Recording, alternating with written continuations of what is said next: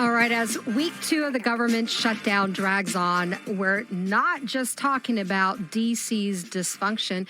We're also talking about what it reveals about our healthcare system and the cost of government itself. And joining me now is former Libertarian vice presidential nominee and founder president of the nonprofit You Are the Power, Spike Cohen. Thanks for joining me today.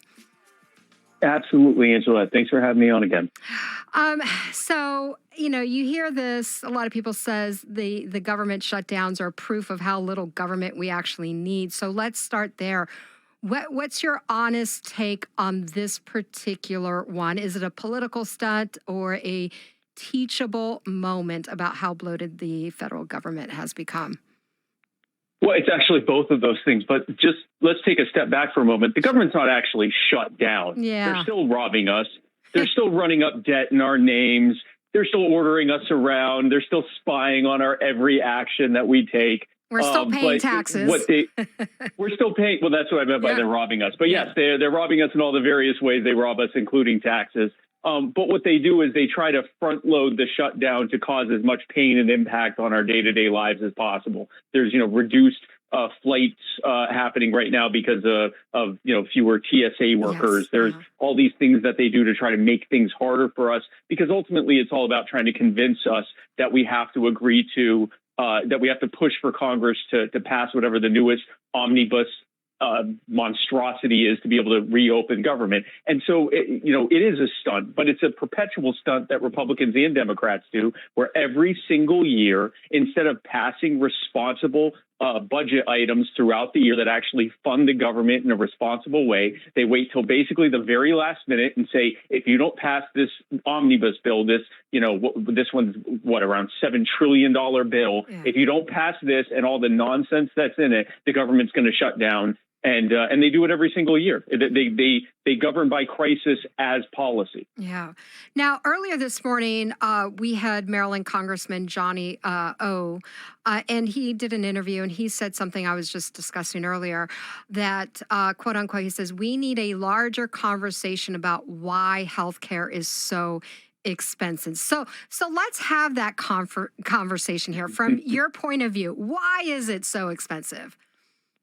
Oh, first of all, because the government is heavily involved as it is. We have a worst of both worlds type of healthcare situation. Even though it's one of the greatest healthcare systems in the country, it's ridiculously expensive, and it's expensive by design. Yeah. So, for example, if in most parts of the country, if you want to open a new doctor's office, or if you want to, expand your existing facility to have more machines or anything like that, you have to get what's called a certificate of need, which means that you have to actually petition for a local certificate of need authority to allow you to be able to expand or introduce your facility. And what they do is they go to your competitors that are already in town and say, hey, is there more need for this? And if your competitors say no, you're not expanding. And that's why you're seeing this kind of more and more consolidation of healthcare provision into these bigger and bigger companies, because they're the only ones with the attorneys to be able to fight this stuff. It's called certificate of need. It's based on a long ago debunked theory that the cost of healthcare is going up because the supply was being increased. And even though that was debunked a long time ago by anyone that ever took an economic class and learned supply and demand, it's still policy in most of the country. And that's just one of the many different aspects of red tape and bureaucracy that are put in place to, by design, make healthcare more expensive. So, Spike, I call those con laws. Con laws. Yes, they are. Certificate of need, con laws. Con laws, yeah. So, folks that are just joining me, I have Spike Cohen here. He's the founder president of You Are the Power. And also, you probably heard Marjorie Taylor Greene recently on the Tim Dillon show.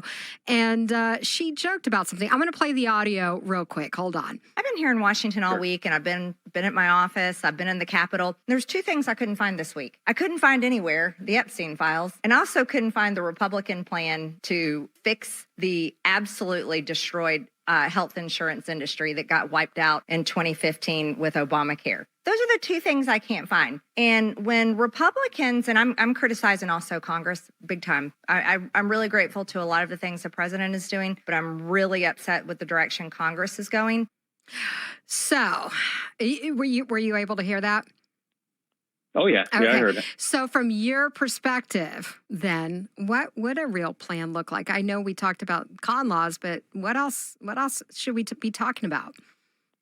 Well, first of all, she's right that the Epstein files need to be released. I know it's a whole other subject. Yes. It's not for nothing that the shutdown, Thomas Massie has the signatures necessary now to actually pass it and force the government to give us the unredacted files, and they just so happen to remain shut down right now. But anyway, she's 100% correct. I mean, what Obamacare did, and those of us who were warning against Obamacare were saying this from the beginning, that in order to be able to try to make it look like it was going to reduce healthcare costs and be budget neutral, they didn't provide any services for the first 4 years because Congress, the Congressional Budget Office, when they score these plans, they only go out for 10 years.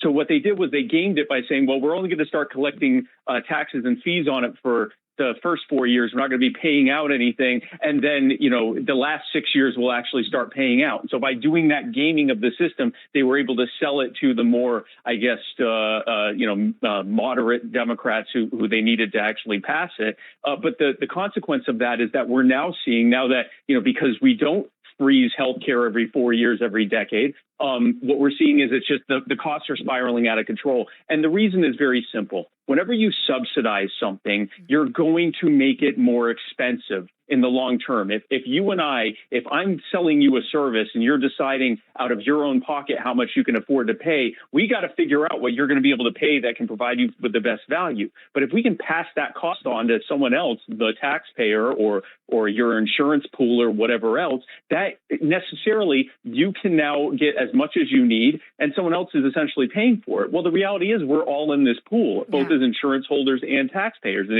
it's causing the cost to spiral out of control. It was already a problem before Obamacare. Obamacare just took all the worst parts of it and accelerated it. So I got one last question. And Spike, I was saying earlier that maybe some of us need to get hurt. Maybe, well, there are two things. I'm thinking Democrats at this point should just take the word for Republicans and say, all right, let's pass this CR and let's have that discussion about health care before November 21st, because that's the other deadline. And I feel that if they take their word and say, let's do that, and if Republicans fail to talk about health care, well, now it's on, blame can go on Republicans, or also maybe have these enhanced subsidies just expire and everyone puts more pressure on Congress. What's your thoughts?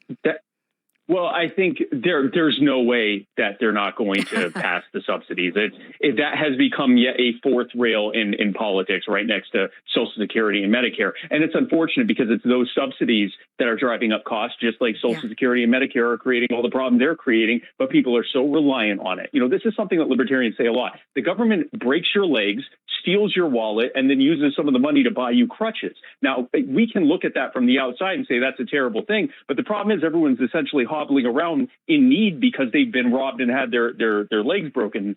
And so that's an example of this in healthcare. People are now reliant on it. I think what's the only feasible path of getting us out of this mess is going to be looking at the red tapes and bureaucracy that is unnecessarily driving up healthcare costs, so we can actually get some downward pressure on the actual cost of healthcare. And then from there, we can start looking at cutting down and cutting back on these subsidies and having a real holistic conversation as part of this about the fact that the government drives up the cost of everything it touches. Yes. And the more you can get government out of it, the lower you're going to see the cost go down as a direct result of that. I completely agree. I appreciate your time, Spike. Thank you for joining me. Enjoy the rest of your week. Thank you. God bless, Angela. Thank you. That was Spike Cohen. He is the founder and president of You're the Power.